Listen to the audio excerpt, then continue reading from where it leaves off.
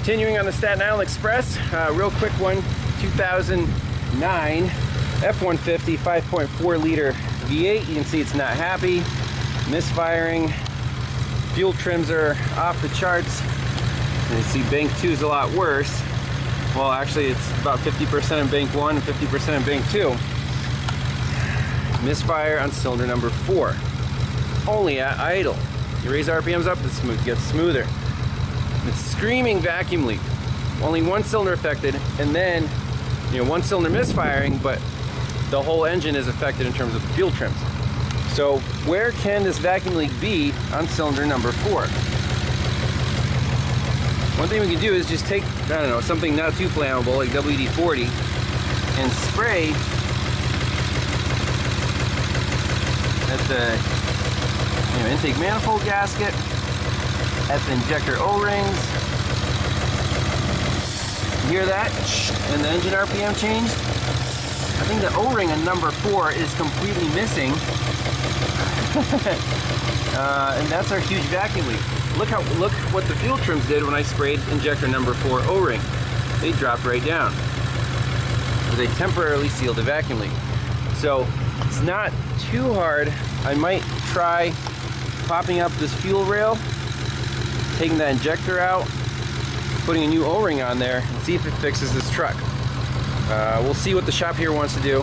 I got a few more cars today, long drive back, but that's the issue with this Ford. So almost no parts required, but you can see they've already swapped some coils around, they changed the spark plugs, typical stuff. This misfire is caused by a vacuum leak at an injector seal.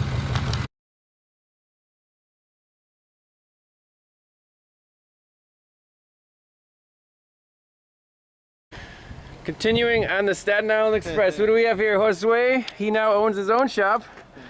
And what was your name again? Marcos. Marcos. We're all working outside in the beautiful weather. This 2013 Ford Focus is setting a code for the fuel rail pressure sensor circuit. So what we found first was, anyways, long story, it's just a recap. You can see right here, there was like a pigtail, the wires are melted, someone did a really crappy job repairing this.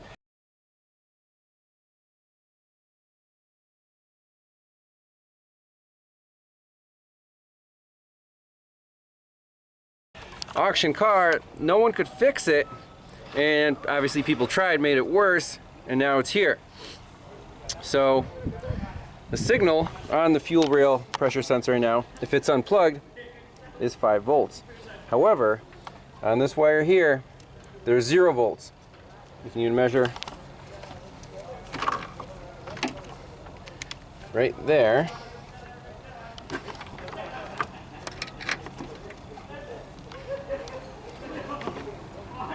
So open circuit. If the voltage is jumping around a little bit, from the computer to here with the key on, open circuit, even though it's saying 5 volts.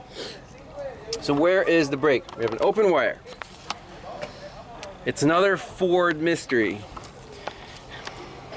We have to remove the wheel, the fender liner, break the plastic off of the computer, the surrounding box, because the screws are all seized up.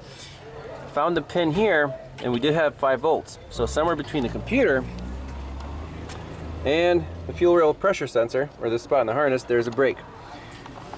What do you look for? You want bends, creases, rubbing against something. That's where you want to start. Somewhere in the middle, and then you can say, is the voltage making it this far? Which way do we go? Upstream or downstream?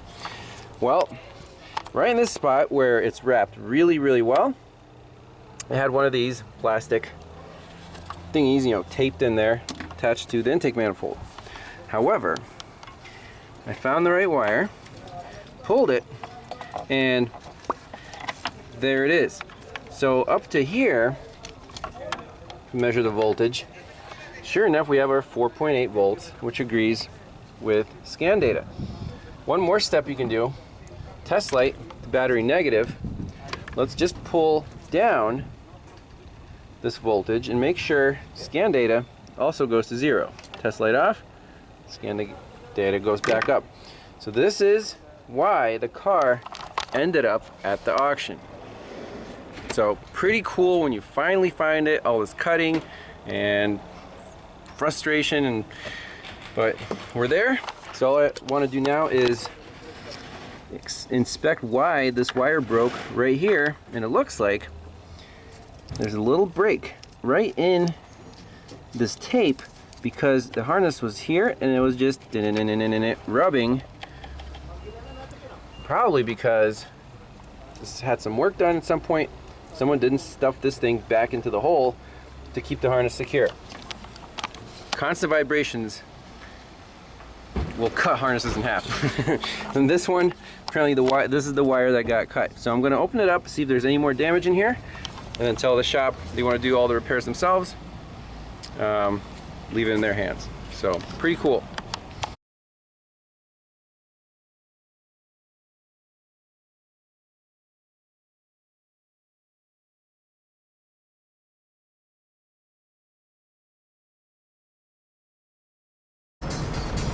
Crossing the Hudson River.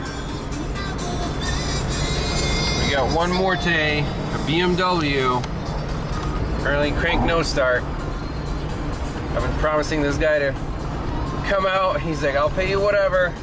So we're gonna do it. And it's gonna be a long drive in the night, get back home. And we'll get there.